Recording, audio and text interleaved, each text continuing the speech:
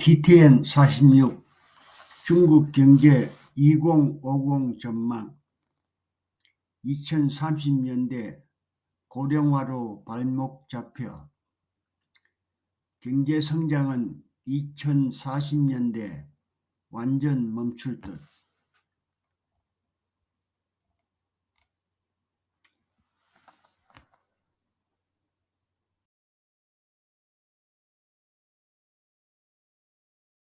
미국 기업연구소 2023년 4월 10일 데렉 시저스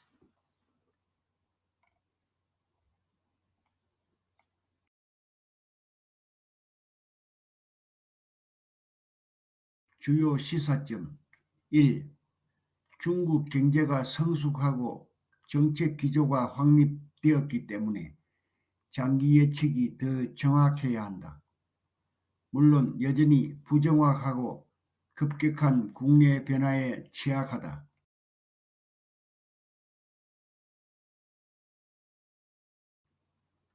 2. 코비드-19 대유행과 회복은 2011년에 시작된 경제 침체를 중단시켰고 2024-25년에 침체가 재개될 것이다. 중국은 2020년대에도 여전히 뛰어난 성과를 거두었지만 20년대 말까지 그 궤적은 뚜렷할 것이다. 3. 2030년대는 더 나빠질 것이다. 고령화가 주요 원인이 될 것이고 막대한 부채 부담과 혁신에 대한 자체 부가 제약으로 인해 경제가 어려워진다. 2040년대에는 이러한 요인들이 효과를 미쳐 성장이 멈출 것이다.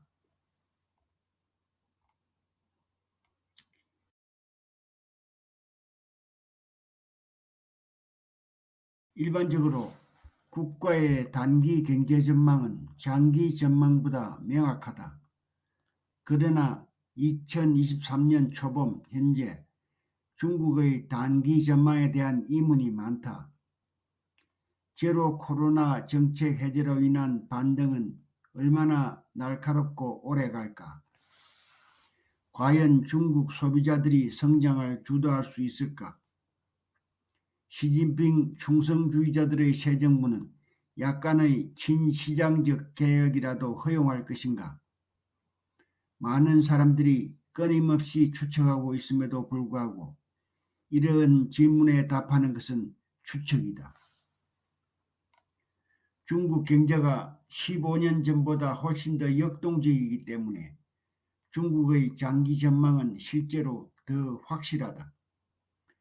더 오랫동안 동적인 상태를 유지할 수 있었는지에 대해 논란이 있지만 어쨌든 역동성의 상실은 적어도 한 가지 이점이 있다. 예측이 더 정확해진다. 1979년에 중화인민공화국이 2004년에 어떤 모습일지 예측하는 것은 매우 어려웠지만 오늘날 2048년에 중국이 어떤 모습일지 예측하는 것은 훨씬 쉽다.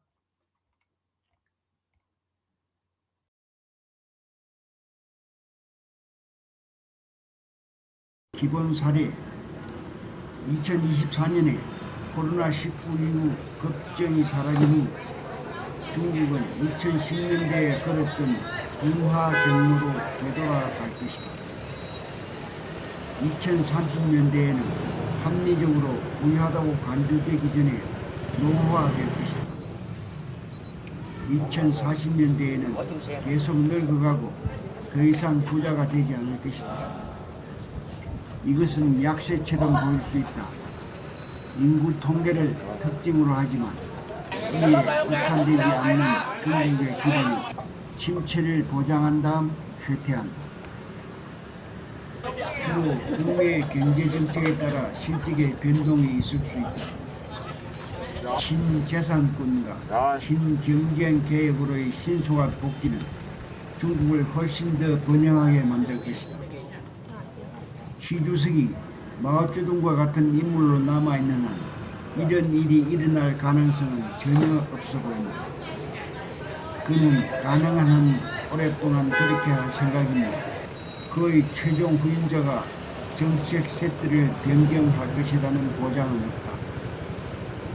중국의 경제적 미래를 계속 간과하는 사람들은 중국이 기술적 돌파구를 만들어낼 것이라고 기대하고 있을지 모르지만 시진핑 자신의 결정으로 인해 그럴 가능성은 거의 없다.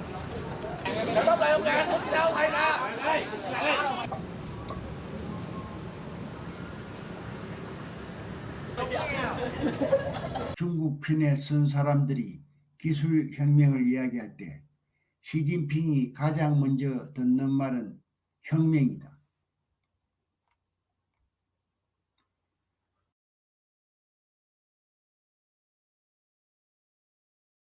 가장 큰 변수는 친시장 개혁 가능성이다. 더 나은 경제조직은 취약한 펀더멘탈에도 불구하고 더 오랫동안 성장을 유지할 수 있다. 농촌 토지에 대한 권리가 강화되면 농촌의 생산성, 소득 및 소비가 증가하여 오랜 약점을 해결할 것이다. 더 많은 기업 경쟁을 허용하면 도시에서도 비슷한 결과를 얻을 수 있다. 개혁은 시행 시점부터 시작하여 상당한 분권화까지 계속되면서 다른 방식보다 더 크고 번영하는 경제를 중국에 제공할 것이다. 2022년 공산당 대회와 2023년 전국인민대표대회에서 시진핑의 두 번째 대관식 이후 이번 10년 동안 친시장 개혁을 상상하는 것은 거의 불가능하다. 시진핑이 79세가 되는 2032년 CPC는 주목할 만한 첫 번째 기회로 보이며 그 후에도 보장되는 것은 거의 없다. 그 시점에서 중국은 상당히 오래되고 부채가 많으며 혁신과 관련하여 훨씬 더 중앙 집권화될 수 있다. 개혁은 더 느리고 약해진 경제에 도움이 될 것이다. 대규모 경제의 경우 국제적 요인은 덜 중요하다. 주요 파트너의 주기적인 변동은 1, 2년 동안만 중요하다. 실질적인 탈세계화가 일어난다면 더 중요할 것이다. 모든 탈세계화는 부분적으로 PRC에 의해 야기될 수 있지만 완전히 설명하기 어렵고 예상하기 훨씬 어려운 여러 이질적인 국제적 요인을 수반한다. 일본의 침체에서 알 수 있듯이 단순히 몇 가지 중요한 기술을 혁신하는 것만으로는 충분하지 않다. 이러한 기술의 이점이 지속되거나 혁신이 산업과 시간에 걸쳐 광범위하게 확산되어야 한다. PRC는 광범위하고 지속적인 기술 우위를 원하지만 사유재산권은 취약해지고 국영기업과의 경쟁은 혐오스럽다. 예를 들어 인공지능은 국가 통제하에 있으면 매우 매력적이지만 그렇지 않으면 외국의 위협이 된다. 시 주석은 본질적으로 너무 성공적이라는 이유로 자신의 민간 부분을 공격하는 데 3년을 보냈다. 이는 자원 동원이 인상적일지라도 혁신을 위한 주요 조건이 아니다. 중국 편에 선 사람들이 기술혁명을 이야기할 때 시진핑이 가장 먼저 듣는 말은 혁명이다.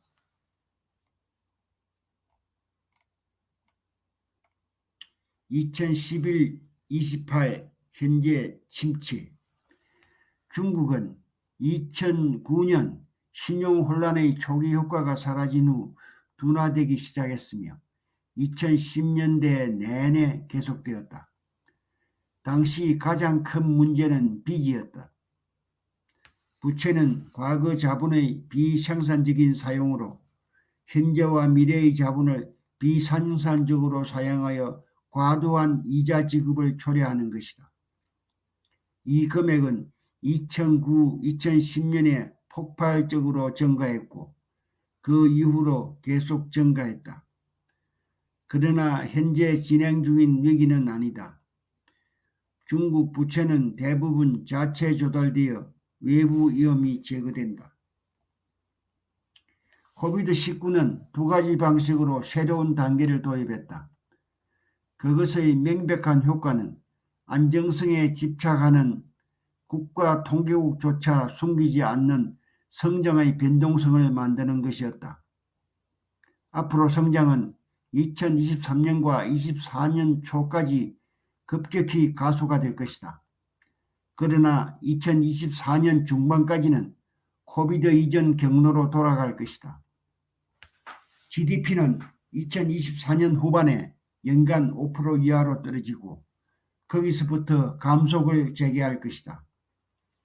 2027년 CPC를 위해 바퀴에 윤활유를 바르기 위해 자극을 사용하면 덜 뚜렷한 또 다른 순간이 발생할 수 있지만 이러한 부스트는 일시적이며 2029년 초에는 사라질 것이다.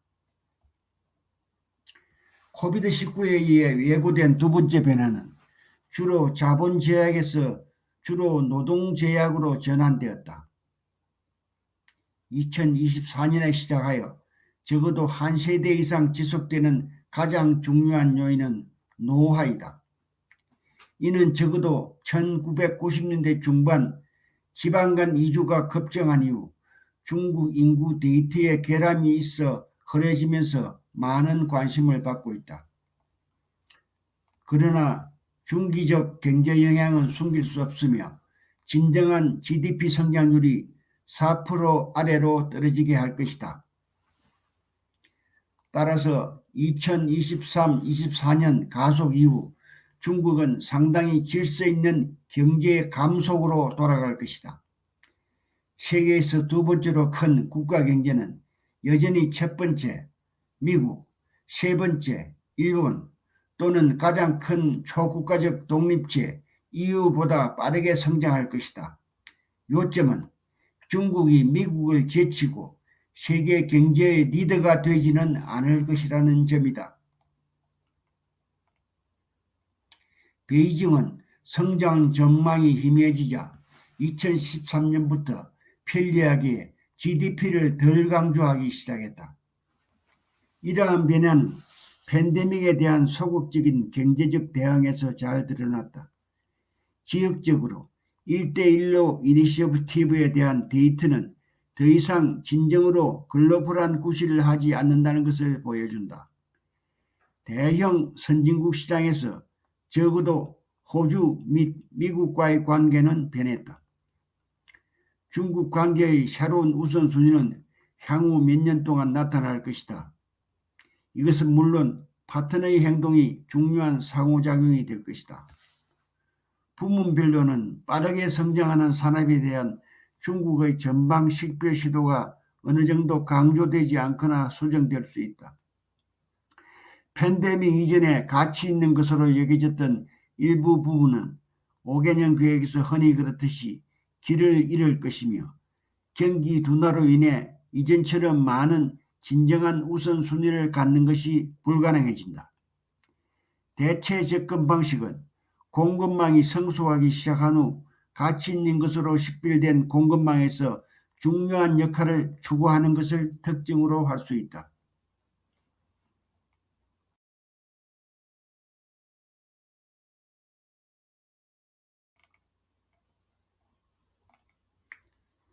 (2029-42) 부유한 국가의 성장, 여전히 중간소득 수준. 중국이 코비드-19 이전의 점진적인 둔화로 돌아갈 것이라는 일반적인 합의가 있다. 강세 전망에는 중국이 그 아래로 내려가지 않을 바닥이 있다. 예를 들어 3%의 GDP 성장률이다. 경제는 이미 오랜 기간 동안 성장했기 때문에 성장이 보장되지 않는다. 객관적인 상황에 따르면 중국의 성장은 제로를 향하고 있다. 그 과정에서 속도는 훨씬 더 부유한 국가의 속도와 비슷할 것이다. 2027년 CPC와 관련된 어떤 부양책이 있은 후 이어지는 5년에 대한 예측은 새로운 시대의 시작을 명확히 할 것이다. 경제의 궤적은 처음에는 2026년과 크게 다르지 않을 수 있지만 이미 2019년과는 상당히 다를 것이다. 가장 적절한 비교는 21세기 초 일본일 수 있다. 2022년 3분기에 중국의 뛰어난 신용은 GDP의 296%였다. 중국의 노령화는 잠시 가속된 다음 더 천천히 악화될 것이다. 베이징은 노동과 자본을 혁신으로 대체하는 일본의 길을 따르려고 노력할 것이며 일본과 함께 실패할 것이다. 계획이 없다면 제한된 자원도 성장을 제약할 것이다.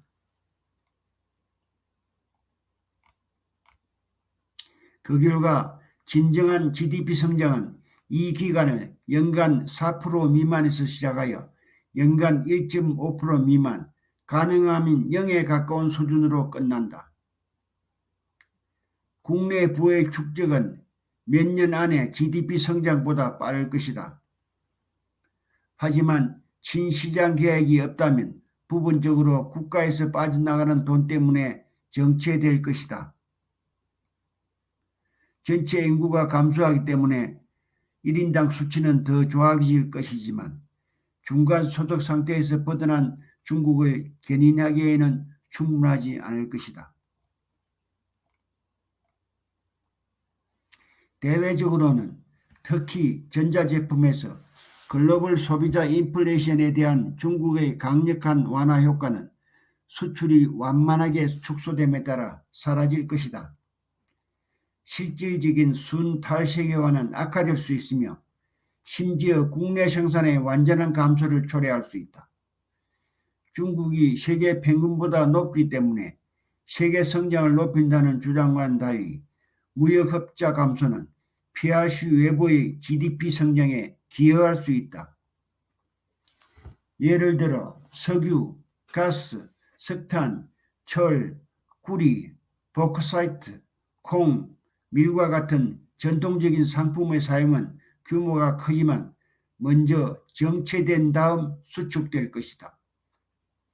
달러를 대체하는 중국 위안화에 대한 논의는 그 근거가 부족한 것으로 드러날 것이다.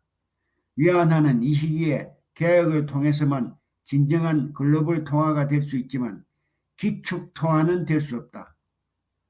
미국의 달러의 지위를 지키지 않는다면 기축 통화는 없을 것이고 위안화는 상당한 규모의 보록에서 사용될 수는 있다.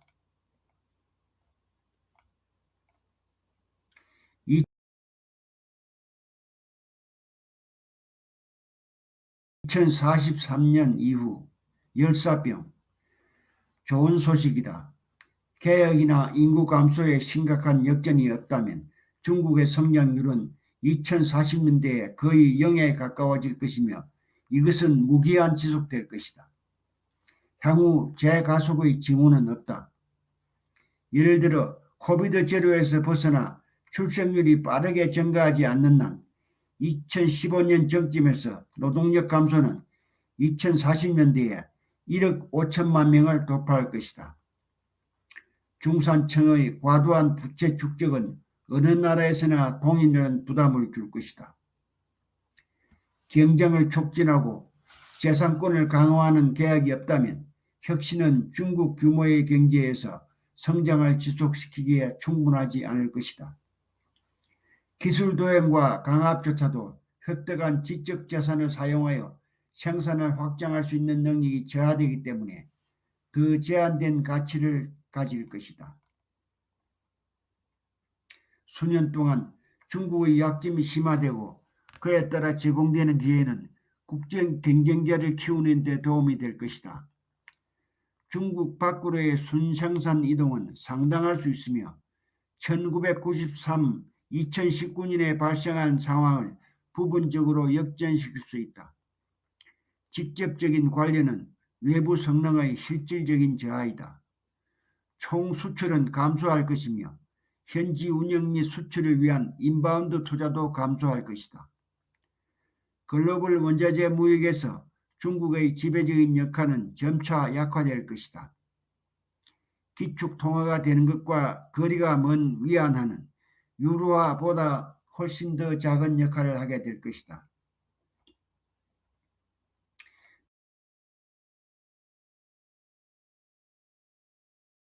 미국은 어떠한가?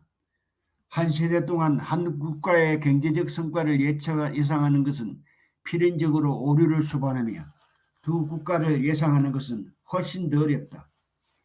2022년에 미국과 중국의 GDP 간 격차는 7조 달러가 넘었다. 이 격차는 2020년대의 전부는 아니더라도 대부분의 기간 동안 계속 좁혀질 것이지만 매년 조금씩만 줄어들 것이며 2029년까지 4조 달러 이상으로 유지될 가능성이 높다. 2030년대의 대부분은 격차가 줄어들지 않을 것이다. 그렇다가 2040년대에는 더 넓어질 것이다. 중국은 아마도 GDP에서 미국을 따라잡지 못할 것이다. 위안화는 아마도 달러에 대해서 약세를 보일 것이며 달러로 측정되는 GDP에서 미국이 우위를 점하게 될 것이다. 환율의 역할은 중국을 밀어주는 GDP 조정값인 PPP 사용을 정당화할 것이다. 그러나 PPP 적용에는 여러 가지 심각한 결함이 있다. 경험적으로 미국 전체와 비교하여 중국 전체에 대한 가격 조정을 요구할 때 터무니없을 정도로 측정하기 어렵다.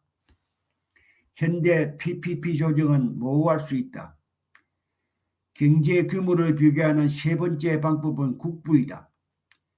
미국의 부는 연준에 의해 측정되며 PRC에 대한 공식적 등가불은 없다.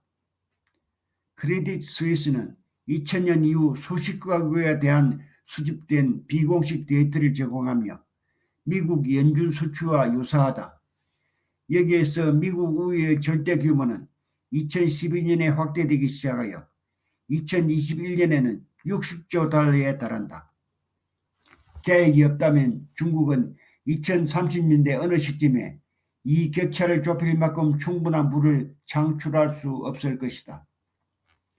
이 모든 것은 적어도 2050년까지 미국 경제의 평범한 성과를 가정한다. 미국은 경제적 성공에 대한 오랜 추적 기록을 가지고 있지만 여기에서 시간 지평은 충분히 길고 조건은 장기간 약세에 대해 존재한다.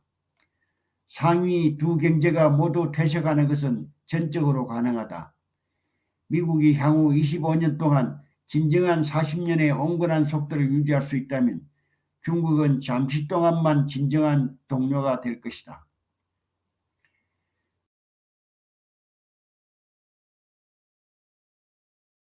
데렉